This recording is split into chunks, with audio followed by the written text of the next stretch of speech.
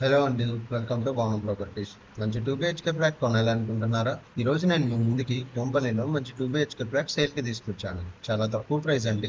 West facing 36 lakhs, east facing 39 lakhs చెప్తున్నారు. Slightly negotiable ఉంటుంది. కొంపల్లిలో ఉన్న స్టాండ్ అలోన్ అపార్ట్మెంట్ లో 800 SFT east and west facing and UDS వచ్చేసి 23 square yards లో sale కి ఉంది.